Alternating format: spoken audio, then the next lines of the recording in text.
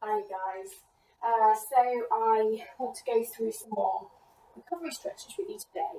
I want to focus on the posterior chain, lower half. So I'm going kind of hamstrings and calves mainly. There's a little bit of glutes in there. So I don't know about you, but I find that I often get really tight calves and they can be really, really sensitive. So hopefully this will give you a little bit of a helping hand. These are recovery stretches that you can do whether you've got any kit or not, so you can do them anywhere.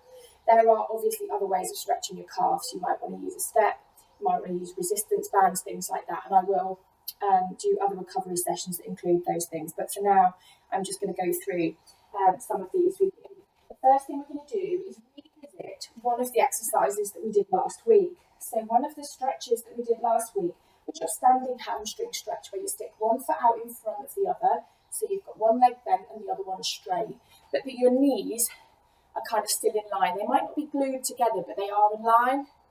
So you're in that position, reaching the bottom back behind you, bending from the hips rather than the waist or the shoulders, keeping the chest open, bending from the hips to take your weight over that front leg. And you can take your weight, rest your weight through the bent leg if you need to. That immediately takes the stretch, especially if you keep your pelvis lifted through all the way through the length of the hamstring, right up where it inserts into your glute, back down to the back of your knee, and starts to kind of bring its way down into the calf. So you should already feel a little bit there in your calves.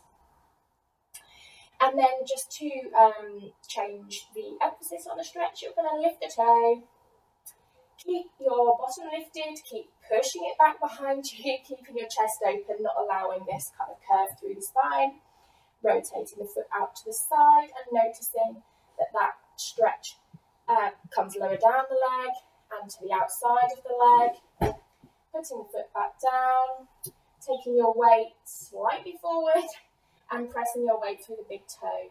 So you've got the inside, the medial line of the hamstring and the calf there. Good. Taking a little while there and then changing sides. Same position. Okay. And to really benefit from stretches like this in a recovery sense rather than a kind of relaxation sense, so to speak, you really want to be active in the stretches. So that's why your posture and your frame, the top half, even when you're stretching the bottom half, is so important. And actively driving the hips and the pelvis away from you and lifting them up. So by using your breath and by constantly being aware of your frame, you should feel this kind of certain level of intensity throughout. It won't necessarily kind of ease off, so to speak. And then take that down.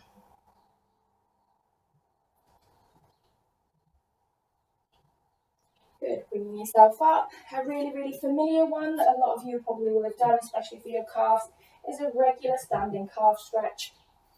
One foot in front of the other bent, back leg straight, with the heel down on the ground. So depending on your flexibility already, this might not really feel like much of a stretch. You can keep kind of nudging your foot back until you kind of are getting it, but making sure that the heel stays down on the back leg.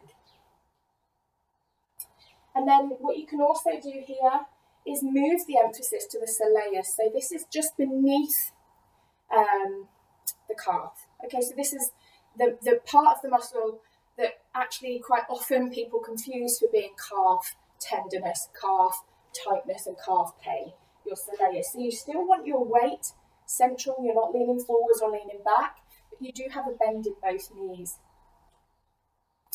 And quite often here, just from an observation point of view, when I'm teaching, I notice that people's weight in their feet shift from the outside edge to the inside edge of the foot. So just making sure that your foot feels quite evenly placed on the ground.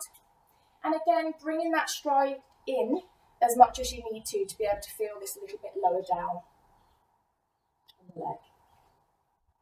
Okay, changing sides, so taking your regular calf stretch wherever you begin to feel it, as long as the heel is down. And then bending the knee. You might want to bring the stride in a little bit to keep your weight evenly balanced over the legs, to feel the stretch a little bit lower down.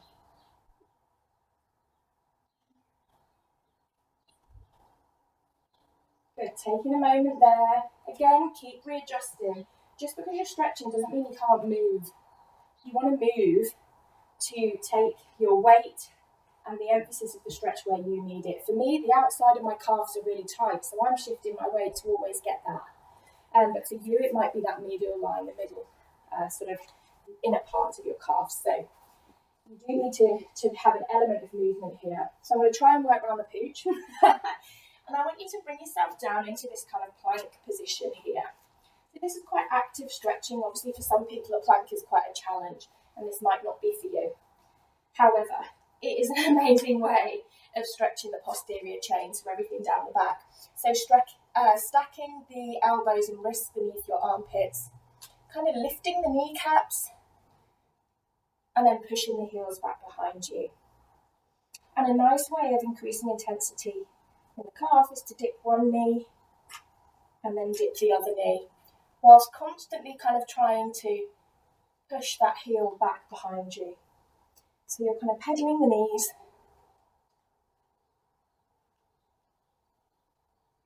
So you'll want to do a few on each side.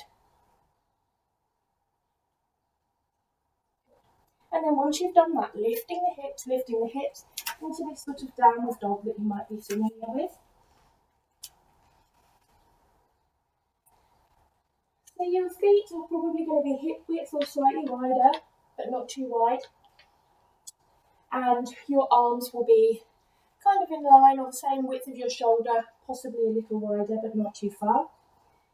And you're pushing back through the shoulder blades down the back to take the weight into the back part of your body, allowing the heels to kind of settle down. This can feel really quite intense. So it's actually a really nice idea, especially to begin with, to pedal the knees and alternate that stretch between each calf. It's a really nice way of kind of easing them into this and relaxing them. You know what it's like if you're afraid of something or if something hurts, you kind of tense up. You're not going to get anywhere if you tense. The muscles just aren't going to give. So just taking a little pedal.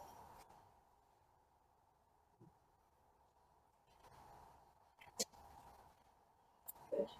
You might want to bring yourself back now into this little long plank. You might pedal the knees again. Push the heels away from you. So this won't be a speedy movement.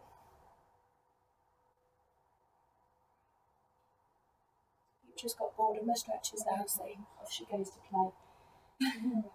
Back down into that downward dog. And you can pedal those feet again if you appreciate that. And then you might want to bring them to kind of stillness. And for me, I love to shift my weight slightly from the left, slightly to the right, just ever so gently. And I find that that then therefore moves the stretch to the outside of my calf on each side. So I feel like I'm getting a kind of more rounded stretch, if that makes sense. Good, and then you might want to bring yourself back into that plank, drop the knees. We're going to revisit one that we did last week, a pike stretch. I'm going to move forward, now the dog will let me. So you'll bring yourself up to a high kneeling position. You're going to cross one leg over in front of the other. So I'm taking my left at the moment, up in front of me and then across. Hands down in front of me and stretching the right leg out. And I'm kind of now sitting on my left heel to give me a nice little stretch through the glute on my left hand side. Okay. You might not be able to get kind of all the way down like this, and it's absolutely fine if maybe this position is more comfortable for you, as long as you're getting the stretch where you need it.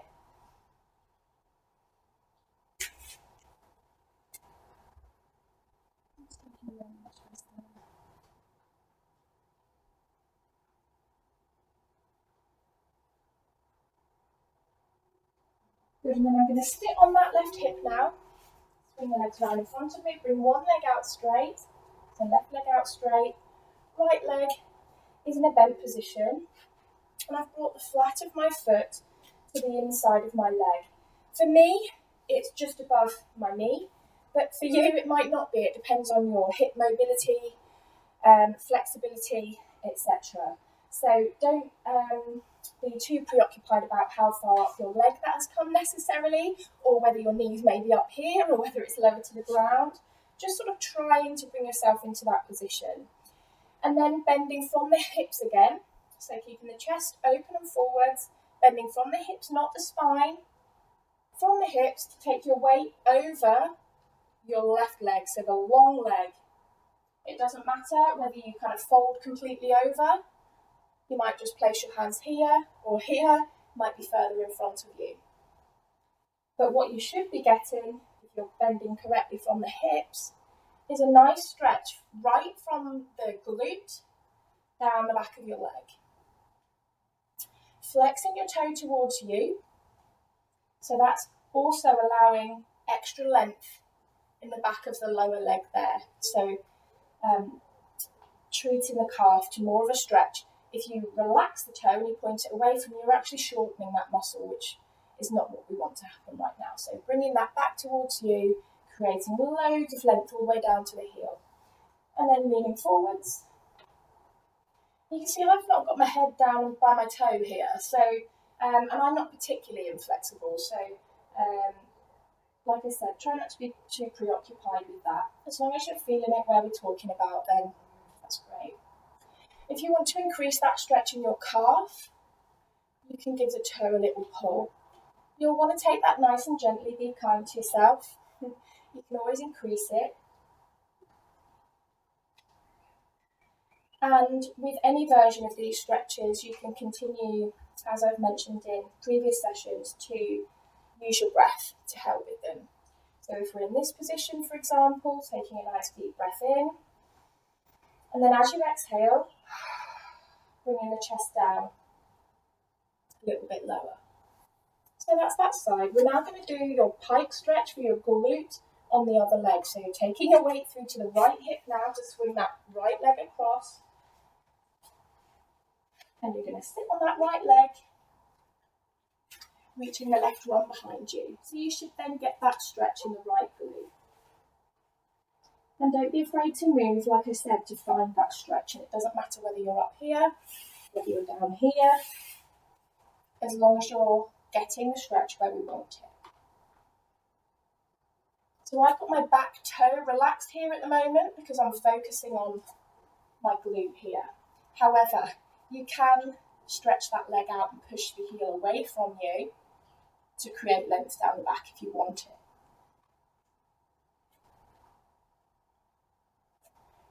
Keeping your belly lifted and keeping the bend from your waist again, trying not to kind of curl too much.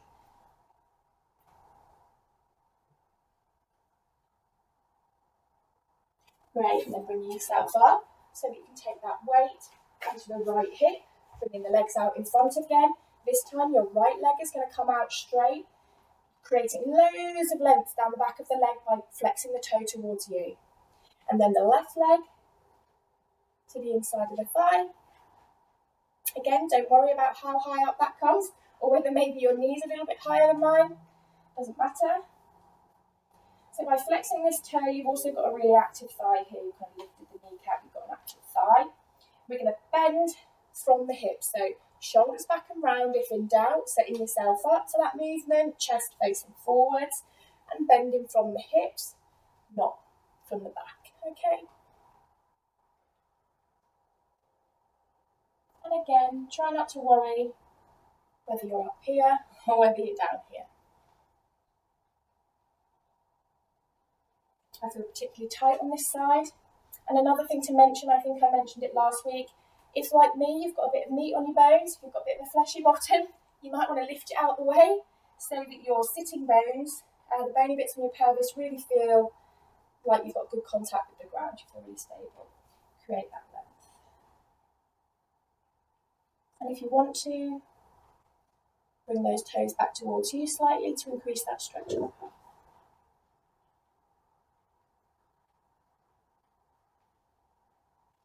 and it's worth noting that if you want to add it, you can still get a bit of a rotation here through the toe. Continue to take that stretch, and the other way, continue to take that stretch, placing the emphasis either more laterally or more medially. So that's you. I hope you find those useful.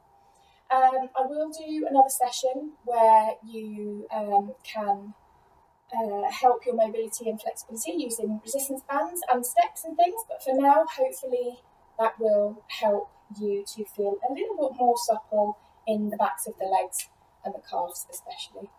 Hope you enjoyed your Sunday run.